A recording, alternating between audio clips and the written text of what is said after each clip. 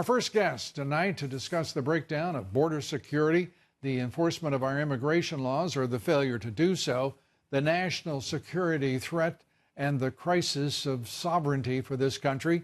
Joining us is Congressman Andy Biggs of Arizona. He's a member of the House Judiciary Committee and the House Freedom Caucus. Congressman, it is great to have you with us. I don't think some people in government understand their role. It seems very clear that the Department of Homeland Security is not taking its responsibilities seriously, and that there is an effort to obfuscate the dimensions of this problem, that is the entry of illegal immigrants and the free flow of drugs, the deadliest, methamphetamine, heroin, cocaine, you name it, across that border from Mexico. You're exactly right. I think Secretary Nielsen needs to get in there and clean some house.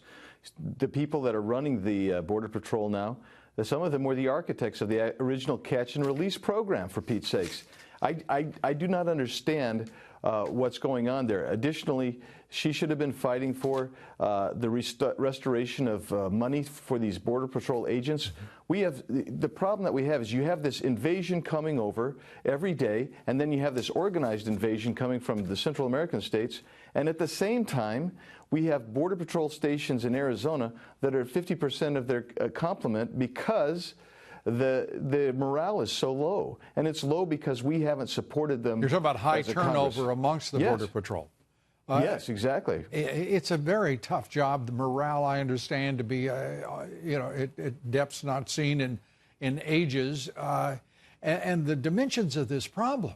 Whether it's the Business Roundtable, the Chamber of Commerce, the Koch brothers, Wall Street, they're perfectly willing to lie about the numbers of illegal immigrants in this country, using the same number that we used more than a decade ago, 11 million illegal immigrants.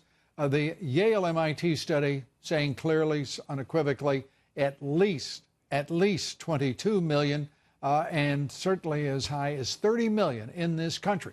That throws into it's an absolute upheaval of the estimates of costs of what we are spending on welfare, on social programs, on education for illegal immigrants in this country.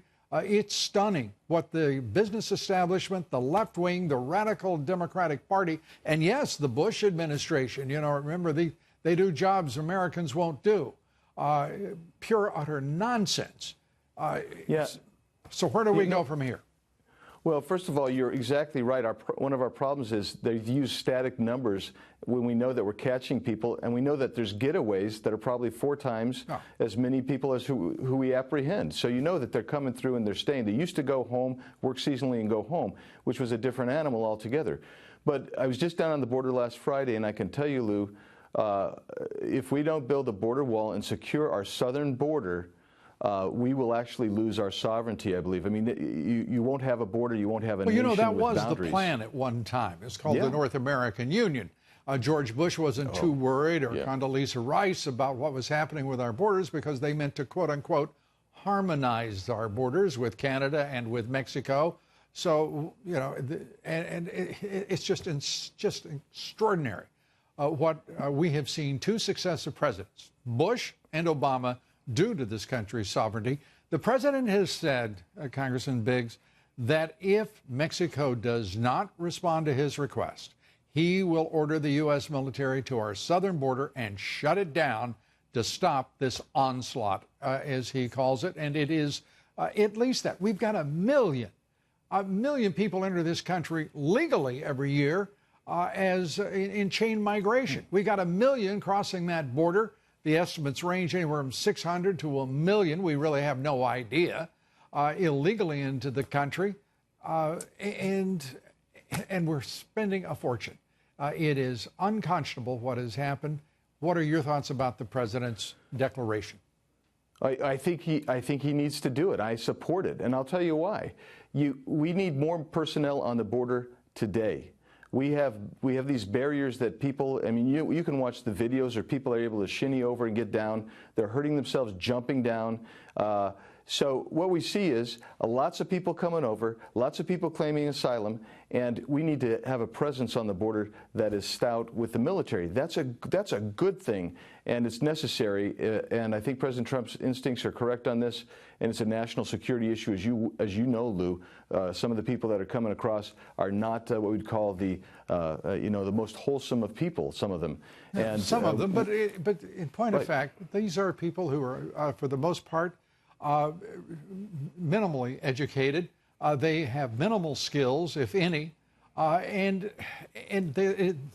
Central America and Mexico have been exporting their poor to this country, and it's got to stop. We simply cannot afford it. If it were one thing, if this country were not a welfare society now, every one of these illegal immigrants enters and is immediately entitled to education, to welfare, to all sorts of social programs. It's stunning what it costs. Congressman, absolutely. As always, it's good to see you. Good to be with you. What's your bet on Mexico? Well, will they help? I think they're going to help. I think that President Trump's leveraging them. We just signed that new trade agreement, and I think that they're going to step in a little bit. I think they're going to be just a sieve, though, and more people will keep coming, but they'll put some help for us. I'd like to see that.